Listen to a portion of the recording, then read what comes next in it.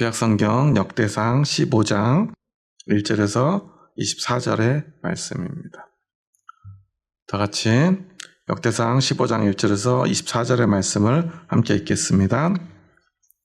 다윗이 다윗성에서 자기를 위하여 궁전을 세우고 또 하나님의 궤를 둘 곳을 마련하고 그것을 위하여 장막을 치고 다윗이 이르되 레위 사람 외에는 하나님의 궤를 맬 수 없나니 이는 여호와께서 그들을 택하사 여호와의 궤를 메고 영원히 그를 섬기게 하셨음이라 하고 다윗이 이스라엘 온 무리를 예루살렘으로 모으고 여호와의 궤를 그 마련한 곳으로 메어 올리고자 하여 다윗이 아론 자손과 레위 사람을 모으니 그앗 자손 중에 지도자 우리엘과 그의 형제가 120명이요 므라리 자손 중에 지도자 아사야와 그의 형제가 220명이요 게르솜 자손 중에 지도자 요엘과 그의 형제가 130명이요 엘리사반 자손 중에 지도자 스마야와 그의 형제가 200명이요 헤브론 자손 중에 지도자 엘리엘과 그의 형제가 80명이요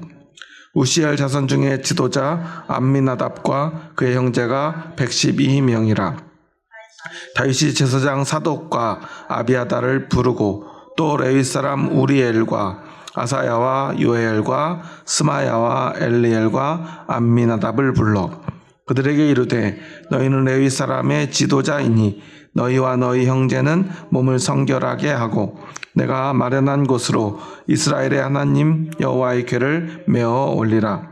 전에는 너희가 매지 아니하였으므로 우리 하나님 여호와께서 우리를 찢으셨으니 이는 우리가 규례대로 그에게 구하지 아니하였음이라 하니 이에 제사장들과 레위 사람들이 이스라엘 하나님 여호와의 궤를 메고 올라가려 하여 몸을 성결하게 하고 모세가 여호와의 말씀을 따라 명령한 대로 레위 자손이 채에 하나님의 궤를 꿰어 어깨에 매니라.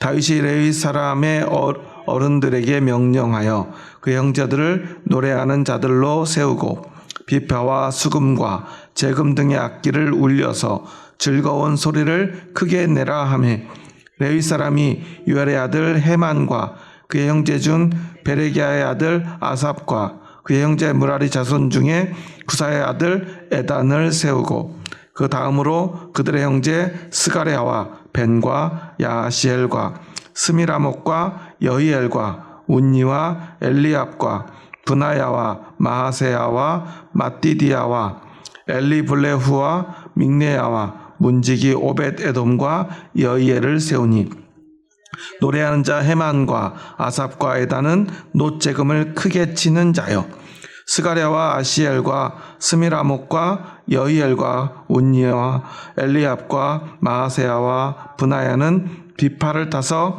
알라못에 맞추는 자요 마띠디야와 엘리블레후와 믹네야와 오벳에돔과 여히엘과 아사시아는 수금을 타서 8째 음에 맞추어 인도하는 자요 레위 사람의 지도자 그나냐는 노래 익숙함으로 노래를 인도하는 자요 베레기야와 엘가나는 궤 앞에서 문을 지키는 자요 제사장 스바냐와 요사밧과 느다넬과 아미세와 스가랴와 브나야와 엘리에셀은 하나님의 궤 앞에서 나팔을 부는 자요 오벳에돔과 여히야는 궤 앞에서 문을 지키는 자이더라. 아멘.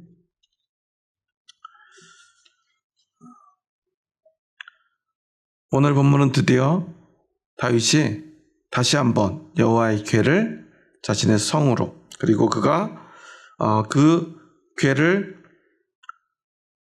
모실 장막을 준비하고 그곳으로 옮기는 준비를 하고 사람들을 준비시킵니다. 어떤 사람들을 준비시키죠? 레위 사람들을 준비시켜요.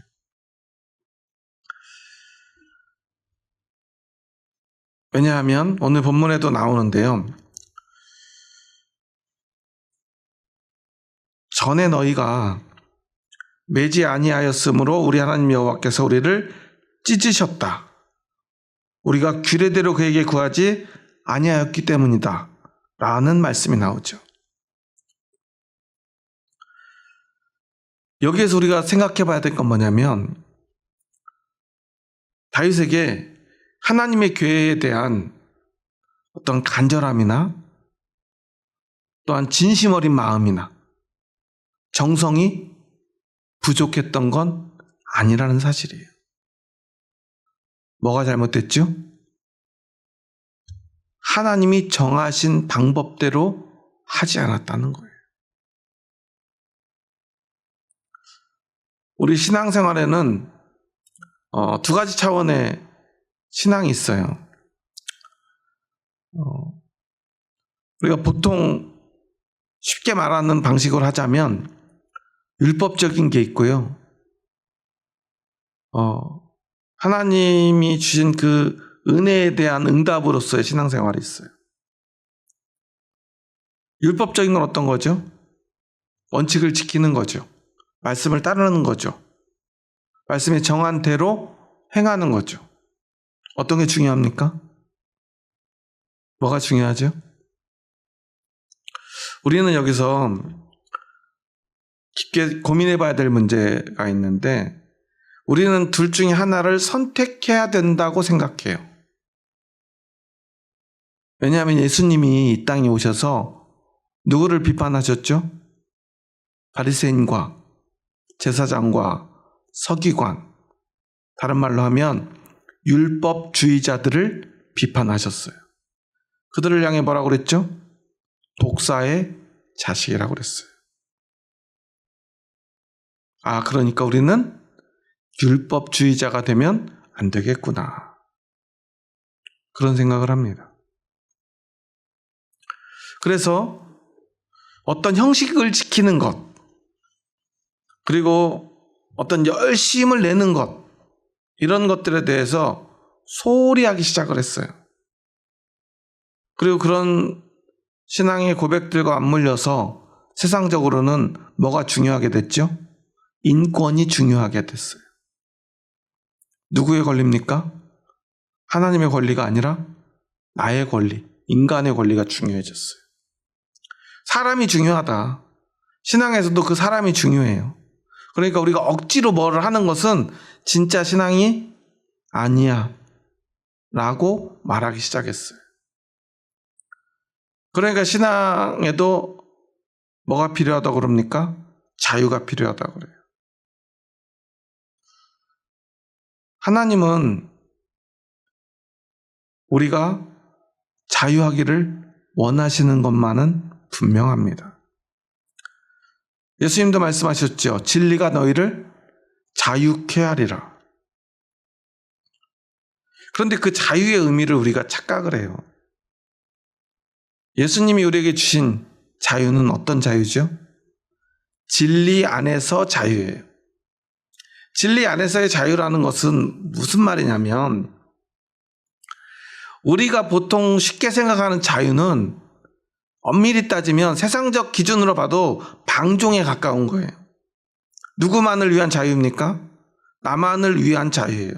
내가 편한 것, 내가 하고 싶은 것 하고 하기 싫은 거 하지 않는 것. 세상 모든 사람들이 자유로워지면 어떻게 될까요? 당장 제일 쉽게 생각할 수 있는 건 교차로에서 수도 없이 교통사고가 날 거예요. 무슨 말이죠? 교차로에 차들이 다 신호를 대기하고 있습니다. 다 빨리 가고 싶어요? 늦게 가고 싶어요? 빨리 가고 싶죠? 내가 제일 빨리 가고 싶어요. 서로 튀어나가면 어떻게 돼요? 서로 멈추지 않으면 어떻게 돼요? 서로 부딪히게 돼 있죠. 그래서 거기서 사고가 나면 어떻게 될까요? 한도 끝도 없이 모두가 아무도 가지 못하는 상황이 벌어지죠. 예전에 제가 고향에 갔다가 이렇게 돌아오는데 저 앞에 터널이 있는데 차가 막히기 시작하는데요. 끝도 없이 차가 막혀요. 꿈쩍을 안 해요. 제일 먼저 어떤 생각이 들까요? 저 앞에 사고 났나 보다. 아니나 다를까? 차가 움직일 때쯤 돼 보니까 저 앞에 막 번쩍번쩍하는 레카가 막 움직이고 막 하더니요. 나중에 그 앞을 터널 안에 한가운데쯤 지나가니까요. 바닥에 온갖 차들의 그 잔해가 널브러져 있어요. 그것도 아마 많이 치운 걸 텐데. 아마 큰 사고가 났던 것 같아요. 보통 사고는 조금 더 빨리 가려고 하다가 사고가 나요. 끼어들고 추월하고. 그래서 우리는 가장 빠른 길을 찾습니다. 예전에는 경찰이 사거리 한가운데 높이 우뚝 서가지고 어떻게 했죠? 호루라기를 불면서 신호를 해줬죠. 어떤 차는 멈추라고 그러고 어떤 차는 지나가라고 그러고요. 언젠가부터 그것이 사라지고 그곳을 신호등이 대체하기 시작했습니다. 그리고 신호를 지켜보니까 어때요? 우리가 신호가 없는 길보다 훨씬 빨리 가게 된다는 사실을 깨닫게 되죠. 세상도요, 진짜 자유가 무엇인가에 대해서 끊임없이 고민해요. 우리 모두가 자유를 누리기 위해서는 어떻게 해야 되는가? 완전한 자유를 모두가 누리는 방법은 없기 때문에 그래도 서로가 가장 최선의 자유를 누릴 수 있는 방법들을 찾습니다. 그게 바로 법입니다. 규칙을 세우는 거죠. 최소한의 규칙들을 만들어요. 그래서 그것을 지키는 법 안에서의 자유를 부여합니다. 그런데 우리는요, 신앙에서는 그 법에 대해서 착각을 해요. 내가 이런 법을 지키는 것은 자유하지 못한 것이다라고 말하는 사람들이 있어요. 진짜 믿음은 그렇게 틀에 얽매이는 게 아니야 라고 말합니다. 제가 개척을 하고 참 놀랐던 건 개척교회들 대부분이요, 예배 형식이 별로 없어요. 예배 형식을 다 파괴합니다. 개척교회가 큰 교회처럼 큰 건물은 없고 또 대형 교회들처럼 멋진 성가대가 찬양을 하고 다양한 어떤 순서들을 지키면서 예배를 드리지는 못하지만 우리는 좀 가볍게 자유롭게 하나님을 찬양하고 예배할 수 있어. 그래가지고 우리가 보통 개척교회들 가면은 주일 예배도 어떻게 드리죠? 그냥 기타 치고 노래 부르고 막 박수 치고 하다가 말씀 나누고 기도하고 그냥 끝나요. 저는 그게 잘못됐다는 게 아니에요. 그런데 그게 아니 때로는 그렇게 어떤 규칙을 깨야만 자유라고 생각하는 것, 그건 잘못되었다는 거예요. 하나님 우리에게 율법을 주시고 형식을 주신 이유는 뭘까요? 앞서 세상 사람들도 진짜 자유를 위해서, 모두의 자유를 위해서 일정 부분 법과 규칙을 만들어서 서로를 통제합니다. 옳고 그름의 기준을 정해줘요. 빨간불에 가면 잘못되었고 파란불에 가면 잘했다. 이런 기준이 없으면 어떻게 될까요? 사고 나면 누가 다 이겨요? 목소리 큰 사람이 이기죠. 힘센 사람이 이기죠. 그러면 마동석 같은 사람만 살아남을 수 있게 되는 세상이 되는 거예요. 힘센 사람을 위해서 모든 힘없는 사람들이 자유를 잃어버리는 세상. 즉 그 규칙은 누구를 위한 것입니까? 모두를 위한 것이고 더 정확히 말하면 힘 없는 사람들, 약자들을 위한 거예요. 약자들을 보호하기 위한 제도들인 것입니다. 그런 관점에서 우리의 신앙과 이 율법의 관계를 보면 이 법은 우리의 연약함을 도와주시기 위한 하나님의 방법이라는 것입니다. 하나님이 율법을 지키라고 하는 이유는 무엇입니까? 우리를 통제하기 위함입니까? 아니에요. 하나님이 율법을 주신 이유는 우리의 연약함을 도와주시기 위함입니다. 왜냐하면 우리는 연약해서 그런 율법, 최소한의 율법이 없으면, 형식이 없으면 우리는 너무나도 당연하게 우리의 모든 것들이 다 무너져 버립니다. 하나님을 어떻게 만나야 될지도 모릅니다. 하나님을 어떻게 내가 섬기고 영광을 돌리고 사랑해야 되는지 우리는 알지 못해요.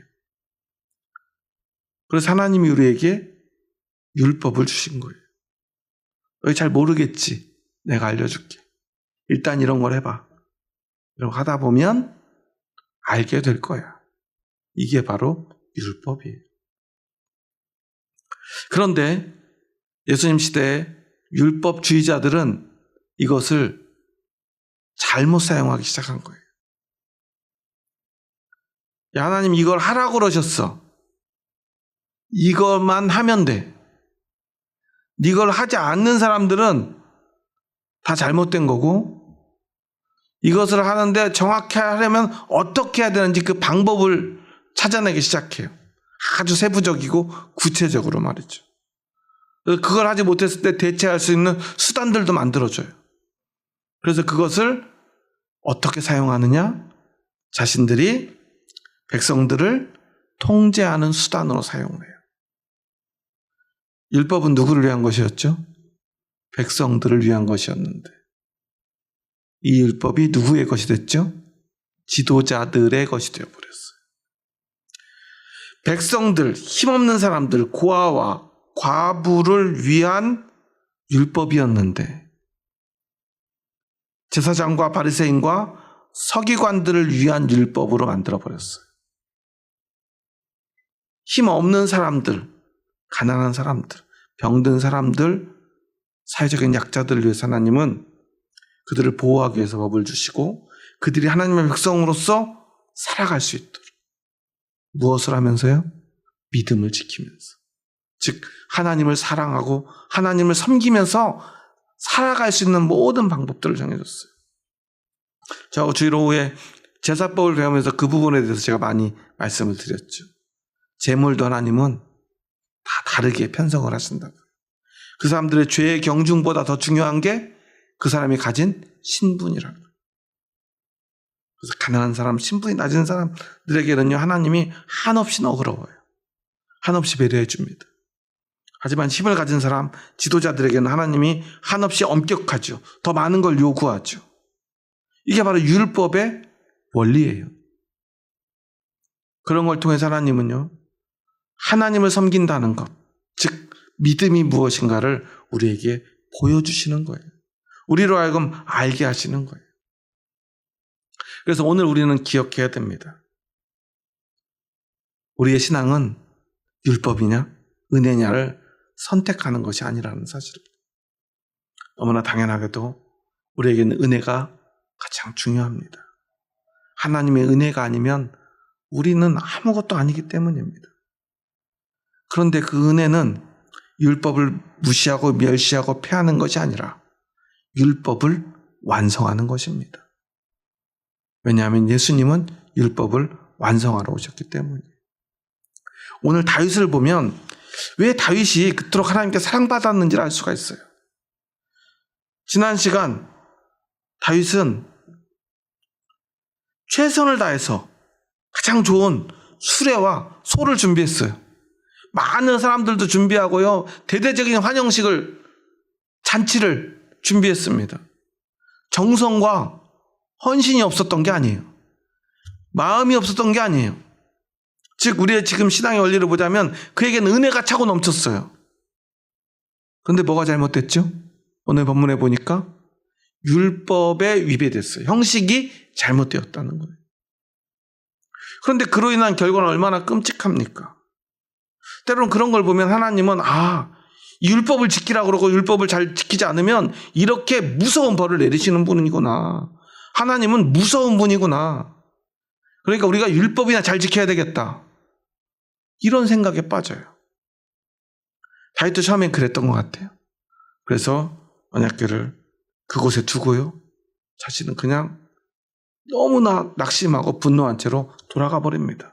그리고 수개월이 지나요. 그래서 오늘 본문에 보면 아주 중요한 말씀이 나와요. 1절 말씀 다시 한번 읽어볼까요? 다윗이 다윗성에서 자기를 위하여 궁전을 세우고 또 하나님의 궤를 둘 곳을 마련하고 그것을 위하여 장막을 치고.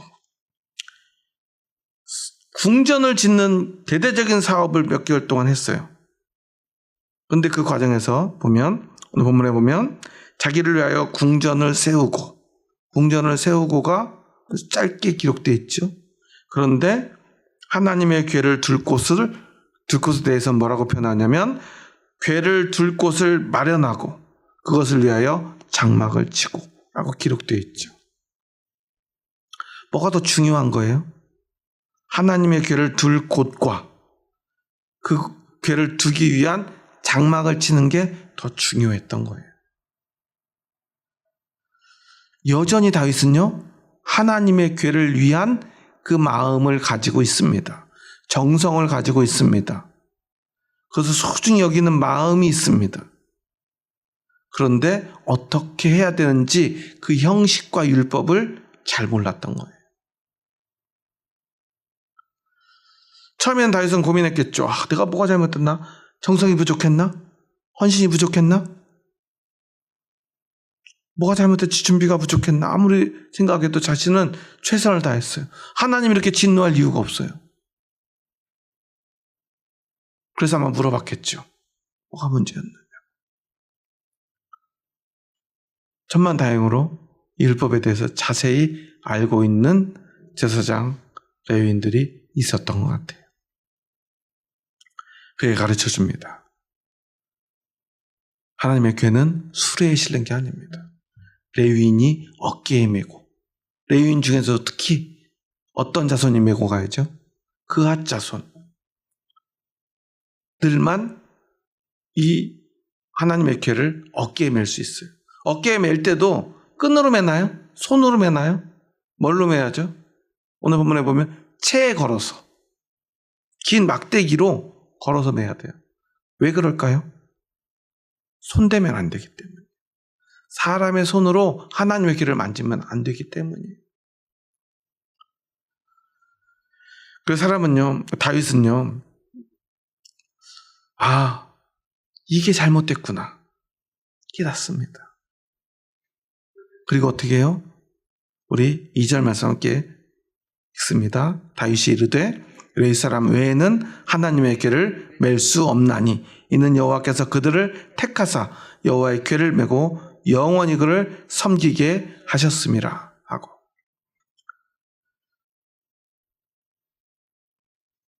왕이잖아요. 왕이 되면요, 자신이 세상에서 가장 높은 사람이기 때문에 이런 마음이 드는 것 같아요. 나는 실패하지 않고 실수하지 않고 나는 완벽하다. 그런 착각에 빠지게 돼요. 왜냐하면 왕이기 때문에. 잘못이 있다면 누구에게 있어요? 신하에게 있죠. 누군가 다른 사람이 잘못하는 거지 왕은 잘못할 수 없어요. 왕은 명령하는 사람이고요, 지시하는 사람이에요. 그러니까 어떤 일이 잘못되면 다른 사람들이 잘못한 거죠. 하지만 다윗은 언제나 자신의 잘못을 인정해요. 그리고 더 중요한 건 돌이킵니다. 이것이 가장 중요한 믿음의 원리예요. 최선을 다했습니다. 정성을 다했습니다. 온 마음을 쏟았습니다. 그런데 방법이 잘못했어요. 그럴 때 보통 사람들은 내가 온 마음을 다해서 정성을 다해서 했는데 그 방법이 좀 잘못됐다고 이렇게까지 해야 되나? 이런 마음을 가지고 이런 말을 해요.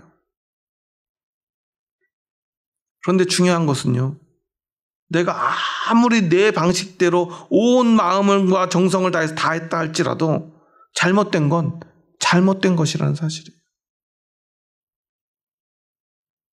우리는 그것을 인정할 줄 알아야 돼요. 열심히 하되 정성을 다해서 하되 하나님이 원하는 것을 해야 합니다. 하나님이 원하는 방식으로 해야 합니다. 그래서 다윗은요, 레위인들을 준비시킵니다.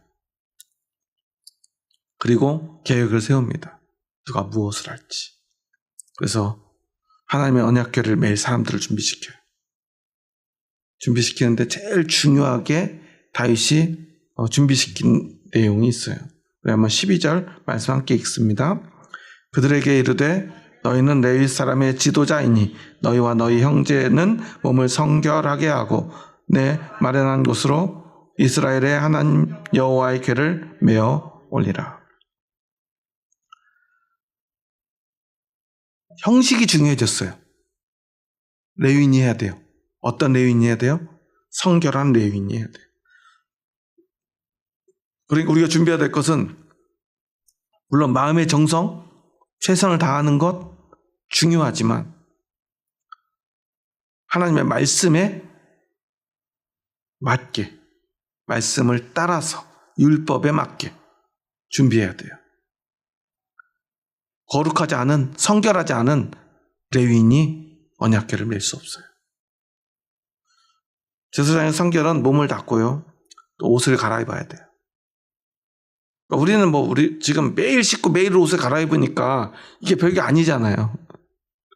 그런데 이때는요, 1년에 한 번 씻는 게 어려웠던 시절이에요. 새 옷으로 갈아입는다는 게요, 그냥 우리는 매일매일 갈아입을 수 있잖아요. 세탁소에다 맡기면 드라이 딱 해서 오고, 요즘은 드라이도 할 필요 없죠. 스타일러 막 이런 거 딱 걸어놓으면 다음날 새 옷처럼 되잖아요.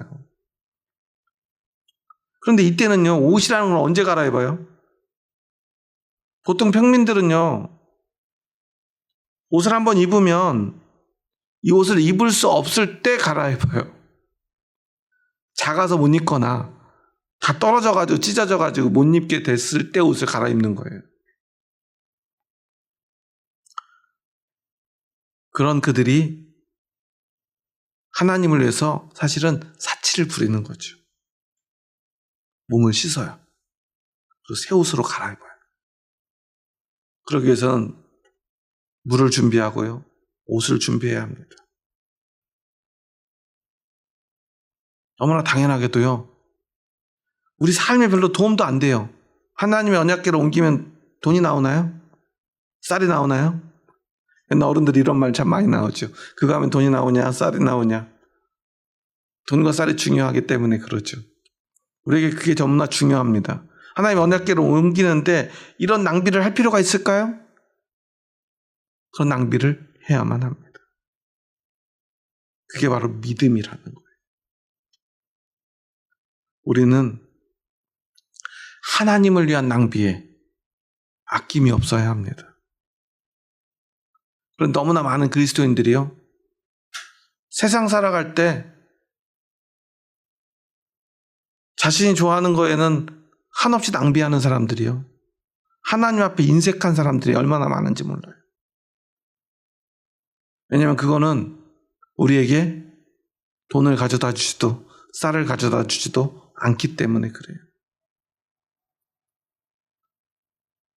물론 그러니까 목사님들이 예전에 그렇게 가르쳤죠. 여러분, 하나님을 시험해 보십시오. 11조를 하면 하나님이 흔들어서 넘치도록 부어주십니다. 그러니까 뒤에다가 쌀을 부어주시는데 그냥 적당히 부어주시는 게 아니라 가득 부었는데 그냥 적당히 부는 게 아니라 빈틈이 혹시 있을까 막 흔들어요. 그러면 그 알곡이 더 차곡차곡 쌓여가지고 양이 줄어들어요. 그럼 또 부어요. 흔들면 또 양이 줄어들어요. 또 부어요. 그래가지고 그것을 그렇게 흔들어가지고 꽉꽉 눌러서 가득 채워주실 거다. 그러니까 하나님 앞에 11조 해라. 기도하면 하나님이 복 주실 거다. 그러니까 기도해라. 이렇게 가르쳤어요. 왜냐면 그래야만 사람들이 움직이니까요. 그런데 그렇게라도 하는 건 그래도 괜찮을지 모르지만 사실 그거보다 더 중요한 건 그러지 않아도, 하나님이 그렇게 주시지 않아도 내 가진 것, 내 삶의 모든 것이 하나님의 것이기에 우리는 기꺼이 하나님을 위해서는요, 무엇이라도 낭비할 수 있어야 돼요. 무엇이라도 바칠 수 있어야 돼요. 왜냐하면 그것이 하나님의 것이니까요. 내 목숨도 내 삶도 내가 먹고 마시는 그 모든 것도, 숨쉬는 모든 것도 다 하나님이 주신 것이잖아요. 내가 숨쉬는 모든 순간이 다 하나님의 것입니다. 그런데 그 중에 일부를 하나님께 드리는 게 기쁘지 않다면 그것이 어떻게 믿음이 될 수 있습니까? 우리는 신앙의 낭비에 대해서 깊이 생각해 봐야 돼요. 엄밀히 따지면 그건 낭비가 아니죠. 여러분 생각해 보세요. 세상에서 누가 이유 없이 누군가 나에게 한 100억쯤 줬다고 생각해 보세요. 100억이라는 돈을 만져본 적이 없어가지고 사실 실감은 안 나는데요. 아마 집에다 막 가득 채우면 이렇게 산더미처럼 쌓일 것 같아요. 들고 가기도 힘들 정도로 큰 돈이죠. 그 돈을 주면서 내가 이렇게 이거 줬으니까 오늘은 네가 저기 서울에서 제일 비싼 호텔에서 제일 비싼 스테이크로 나 한 번만 사줘. 그럼 어떻게 할까요? 그거 아까운 사람 있을까요? 그거 아까워하는 사람이라면 그 돈을 누가 줄까요? 그게 뭐가 아깝습니까? 뭐 몇십만 원, 몇백만 원인지 모르겠지만 100억 정도 받았는데 그 정도 쓰는 게 아까울까요? 무슨 식사가 대수겠습니까? 하고 가지 않겠어요? 아니, 매일이라도 같이 먹읍시다. 제가 매일 사드리겠습니다. 저 같으면 그럴 것 같아요. 그런데 여러분, 우리의 삶, 우리의 생명, 우리의 삶의 모든 환경들을 여러분 생각해 보세요. 우리가 살아가고 있는 이 모든 삶의 환경, 100억, 1000억과 바꿀 수 있습니까? 하나님 주신 공기가 없으면 우리는 단 1초도 살 수 없어요. 우리의 모든 건 다 하나님 주신 것입니다. 모든 것이 하나님 것인데 하나님께 드리기를 아까워하는 마음이 우리에게는 왜 이렇게 많을까요? 그것은 믿음이 없기 때문이고요. 하나님을 모르기 때문입니다. 하나님을 알고 믿음이 있다면 그럴 수 없어요. 그러니까 우리는 늘 생각해 봐야 합니다. 나에게 믿음이 있는가? 그리고 생각해 보면 하나님이 율법을 요구하시는 이유가 무엇인지를 알 수 있게 됩니다. 내가 100억이 아니라 1000억이라도 뭐라도 다 줄 테니 대신 오늘 나하고 밥 한 끼 같이 먹을까? 그 말은 어떤 뜻이죠? 야, 너 오늘 저녁에 제일 좋은 호텔에서 나하고 밥 먹을 거니까 낮에 가서 제일 좋은 옷 사가지고 뭘로요? 내가 준 100억으로 제일 좋은 양복 사서 입고 제일 좋은 구두 사서 신고 그리고 이발소 가서 아니 미용실 가서 머리도 단정하게 하고 그리고 저녁에 어디로 와. 그리고 밥은 네가 사는 거다.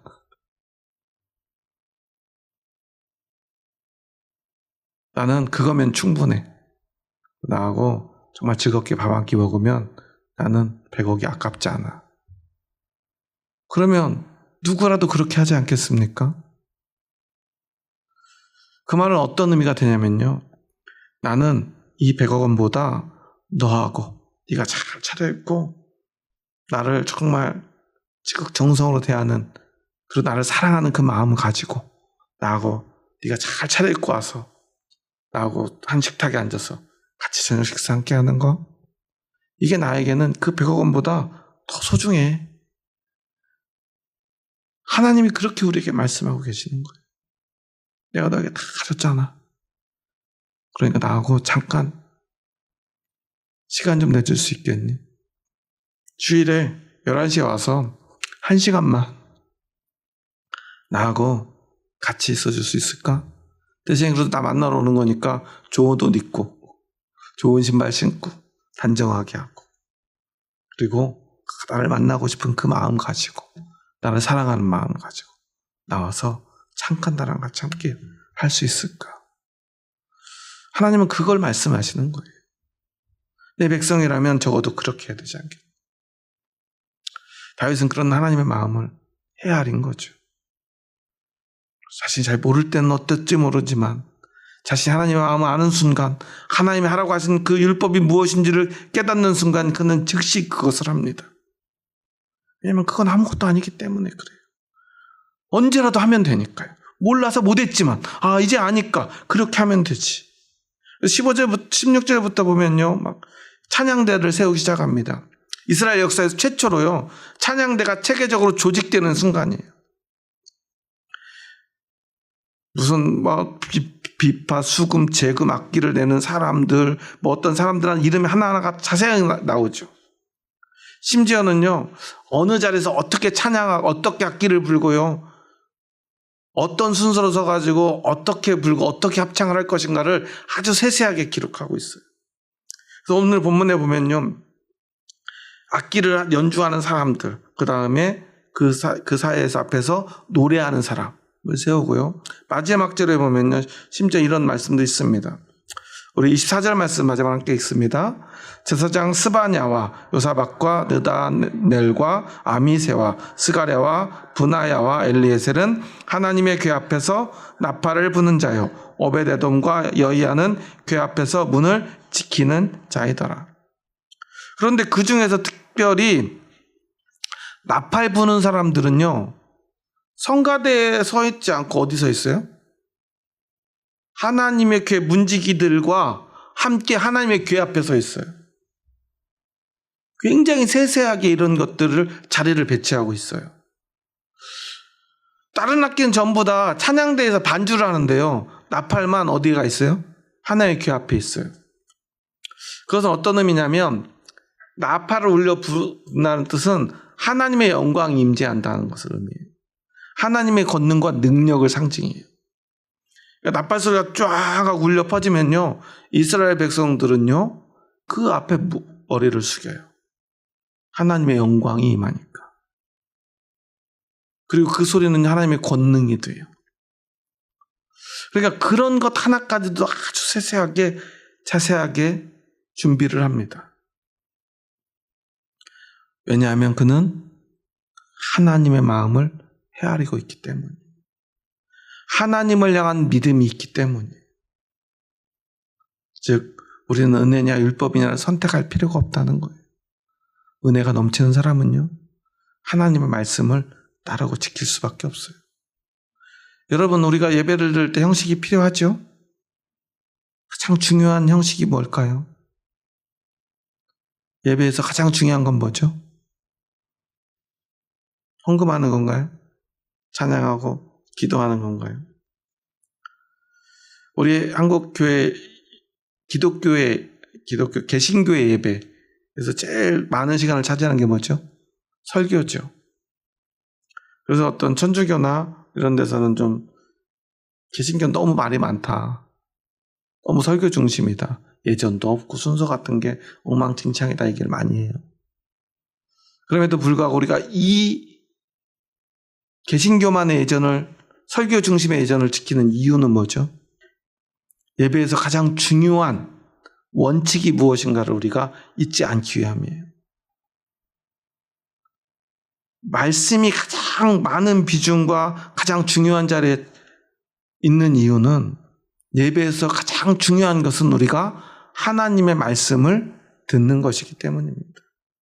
내가 하나님께 무엇을 많이 하는 것도 중요하지만 하나님의 말씀을 듣는 것, 그게 가장 중요하기 때문에 그래요. 그래서 예배를 드리는데 말씀도 없이 그냥 우리 막 신나게 찬양하고 놀고 막 춤추다가 갑시다, 그러면 돼요? 안 돼요? 그건 예배가 아니죠. 그런 분들은 어딜 가면 돼요? 저기 강남이나 이런 데 가면 클럽들 좋은 데 많아요. 뭐 옛날 우리 시대는 그 나이트 클럽이었는데 요즘 애들은 나이트가 아니고 클럽이라고 하더라고요. 근데 사실 옛날에 나이트도 클럽이죠. 나이트 클럽. 밤에 여는 클럽이죠. 춤추고 노래하는 곳이에요. 우리의 즐거움을 위한 게 아니잖아요. 전 참 안타까운 게, 제가 오늘 잠깐 시간을 내서 영화를 보고 왔는데, 보통 영화 보면 시간이, 요즘 상영 시간은 어떻게 되죠? 한 2시간 정도 해요. 근데 긴 영화를 봤더니 3시간 반인, 죽을 뻔했어요. 아주. 이제는 이렇게 긴 영화 보면 안 되겠구나. 그런데요, 3시간 반 돈을 내고 힘들어도요, 그걸 보죠. 어떤 아저씨는 얼마나 힘든지 막 보다가 너무 허리가 아프니 뒤에 일어서서 보고 있더라고요. 안 나가고. 그런 설교는 20분이 넘어가면 사람들이 속으로 막 욕을 하기 시작해요. 저는 뭐 설교가 길어야 된다고 말하고 있지 않은 게 아니에요. 우리 예배는 시간이 아니라 하나님을 만나는 순간임을 우리가 기억해야 돼요. 공연을 보러 가면 공연이 끝나면 사람들이 뭐라고 하죠? 공연 안 가봐서 잘 모르시나요? 공연 마지막에는 반드시 관객들이 이 말을 외쳐요. 앵콜. 막 가수의 공연이면 가수 막 못 들어가게 해요. 한 곡 더 부르라고 막 앵콜 외칩니다. 가수들은 아예 애초부터 앵콜곡을 다 준비해놓고 안 한다고 들어가요. 일부러. 그러다가 다시 앵콜을 막 하면은 소리 크기를 듣고 다시 나와요. 앵콜 막 외치고 막 안 되면 막 소리를 막 지르면은 사람들 다시 나와서 앵콜곡을 부르면 막 박수 치고 곡이 끝나면 또 들어가려고 그러면 또 못 들어가게 앵콜 외쳐요. 돈 주고요. 조금이라도 더 있기를 원하죠. 저는 설교하면서 17년을 보냈는데 한 번도 앵콜을 받아본 적이 없어요.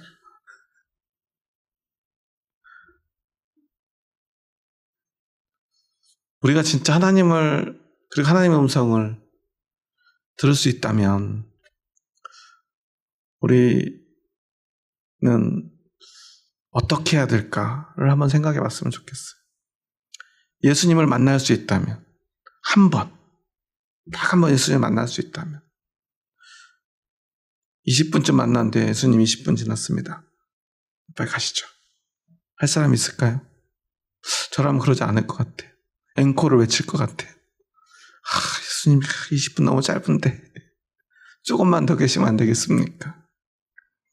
이게 정상이잖아요. 예배를 향한 우리의 마음은 그래야 합니다.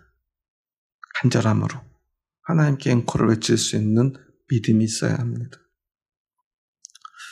저도 사실은 설교를 어떻게든 좀 사람들 불편하지 않게 짧게 하려고 애를 쓰지만 조금이라도 더 복음을, 하나님의 은혜를 전하고 싶은 마음의 욕심에 좀 설교가 길어질 때마다 집에 가면 항상 후회를 해요. 내가 이렇게 해서 짧게 하려고 그랬는데 왜 여기서 말이 꼬여가지고 이렇게 길어졌을까? 매주 후회하고 매주 다짐하면서 내일은 20분만 하리라. 그래서 항상 길어져요. 그런데 또 한편으로 생각해 보면 참 우리가 공연을 가면 그렇게 앵콜을 외치고 영화 3시간만짜리도 꿋꿋이 앉아서 보는 우리들이 왜 하나님의 말씀 듣는 데는 이렇게 인색할까? 과거에 한국교회는 그러지 않았어요. 부흥회 하면요 12시 안에 끝나는 경우가 없었어요.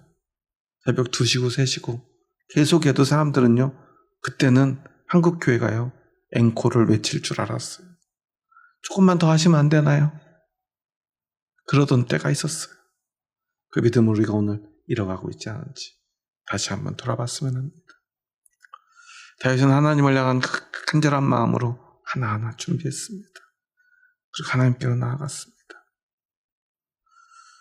우리가 이 다윗의 믿음을 본받았으면 좋겠습니다.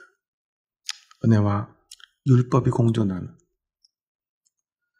마음의 은혜도 넘치지만 나의 시간을 하나님께 기꺼이 드릴 수 있는 우리의 믿음이 하나님을 위해서 그 예배를 위해서 하나님과 만나는 시간을 위해서 수많은 준비들을 하는 그 시간을 기꺼이 드릴 수 있는 우리의 믿음이 될 수 있기를 주님의 이름으로 축원합니다. 기도하시겠습니다. 하나님 감사합니다. 저희 부족하고 연약한 자들 사랑하셔서 저희들을 주님의 뜻 가운데로 불러주시니 감사합니다. 우리의 부족함과 연약함을 아시는 주님, 그것을 아시기에 우리에게 하나님의 율법을, 하나님의 말씀을 허락하여 주신 줄 믿습니다. 우리의 부족함을 채워주시고 우리의 연약함을 도와주시기 위해서, 그래서 하나님을 조금이라도 사랑할 수 있는 그 마음, 하나님을 섬길 수 있는 방법들을 가르쳐 주신 줄 믿습니다. 그걸로도 부족해서 아들의 생명으로 우리에게 은혜 베푸신 줄 믿습니다. 그런데 오늘 우리는 은혜냐 율법이냐 가지고 다툽니다. 11조를 해야 되냐 말아야 되냐, 예배를 몇 분을 드리는 것이 적당하냐, 우리는 그러한 사소한 문제들을 놓고 다투고 있습니다. 얼마나 어리석은지요. 저희들의 어리석음을 용서하여 주시옵소서. 그리고 오늘 다윗과 같이 우리의 전심을 다하여 하나님께 나의 전부를 드리고 내 마음대로가 아니라 하나님이 원하시는 것 하나하나 다 찾아 하나님이 원하시는 방법으로 최선을 다해 나를 들을 수 있는 저희들 되게 하여 주시옵소서. 예수님의 이름으로 기도합니다. 아멘.